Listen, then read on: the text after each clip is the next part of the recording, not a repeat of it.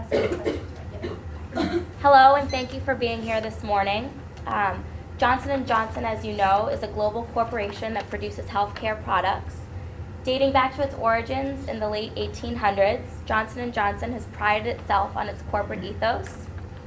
We have approximately 119,000 employees worldwide, all devoted to the research and development of products such as Tylenol that you depend on every day.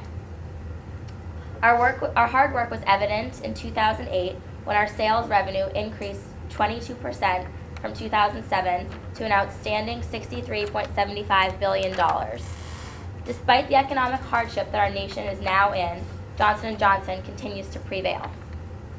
Our decentralized form of management allots responsibility to different levels of the company, creating a consistent and seamless ethical image to our consumers worldwide. Johnson & Johnson has proved itself reliable with its unique crisis management, which has been accredited by some as the epitome of all corporate crisis management responses. When this company encountered problems in the past, specifically with Tylenol, we responded. We have learned from our past controversies and improved all of our approaches. Furthermore, if there is a general lesson to be learned here, it is that it is far better to manage crises with pre-planning than it is to deal with them extemporaneously as they occur. Training employees in better business practices to minimize product risks, educating consumers through friendly media in a non-crisis time, and developing resources to mobilize at a moment's notice in the event of a crisis will go a long way to protecting the ethos of Johnson & Johnson that we have developed in the past 120 years. I'll now answer any questions you may have.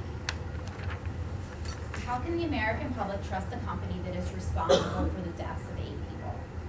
And how can the company then, if this affects how the American public looks at the company, how can it maintain such a family-friendly image that it upholds? Well, yes, as most of you probably know, the 1982 incident in Chicago when Tylenol products were tampered with did kill 8 people. But since then, our company has really tried to improve on its crisis management, and in fact, we've even been accredited as having the gold standard of crisis management.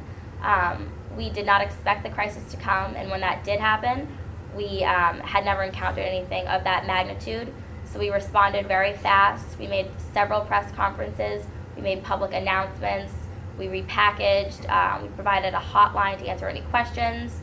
Our executives spoke before all of our providers, and we provided free samples of Tylenol products. And since that has occurred, I think that Johnson & Johnson has learned how to deal with crises of such magnitude, and we're now much more prepared to deal with them as how we responded to the Tylenol crisis has shown. Even though you feel that you're prepared to deal with future crises as they occur, is this something that you think could happen again? And is it something that could happen to other pain reliever medicines, or why is Tylenol the one that comes under fire? I mean, as with anything in life, anything could possibly happen, and like it was in the 1982 incident, it wasn't our product. Somebody had actually tainted with our products, so that was out of our control. But I mean, especially with medicine, these things can occur. However, what we do at Johnson & Johnson is to ensure that they don't occur, that they will not occur. We have a very, very detailed manufacturing process that all of our products go through to ensure that nothing of this sort does happen. And even in the past year, when certain recalls have been made, we made it a point ourselves to make it public and alert the media so that people can be aware of it. And we've recalled all of the products that have been possibly tainted so that no one does get hurt or sick. Recently, there's been some concerns about acetaminophen in children's Tylenol, which could result in the death of hundreds of thousands of people from poisoning. How do you compare this to the former crisis, and can you rely on your crisis management for this? As I mentioned before, these things do unfortunately happen. However, we did act very promptly when it did surface. We made sure that the press was aware of the controversy.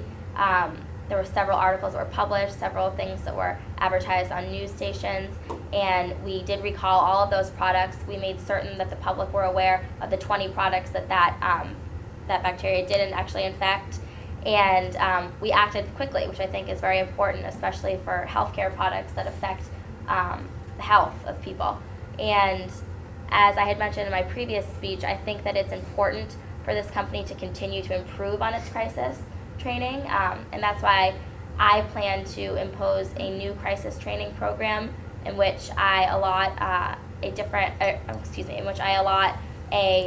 crisis team manager of each different section of the company to train its employees, and then we'll practice with different crisis simulations, examples that could actually occur in real life, and then we will mobilize what we did practice and make public how to deal with these problems. So we are acting, and we're constantly thinking about ways to improve the safety of our products and our consumers. Talk about crisis management kind of as a whole in terms of the company and what you can do, but what would you do on an individual basis to help, an individual family if Tylenol was the cause of something? Well, what has happened in the past, specifically with the 1982 incidents, we made a point to approach that family as much as we could. I mean, the last thing that we want to do is injure any of our consumers. As our mission statement says, one of our most important things to keep in mind in our company is our consumers. So if a consumer of ours did get sick or, worst case scenario, die from one of our products, we make it a point to reach out to that family and share our condolences. We let them know that what we are selling, what we are producing, will not hurt anybody else, because we're working really hard to make sure that all of our products are safe. Do you feel that your relationship with your customers has been repaired since these incidents, and what are you doing as a company to maintain a positive relationship with your customers? I think that our image definitely has been repaired since these incidences, mostly just because we are a very open and public company. When we have a controversy, we don't hide from it. We make it very open to the public, and we let them know that we're making moves to improve our products. And I think that really goes a long way at the end of the day. Okay, I think that's it. Thank you.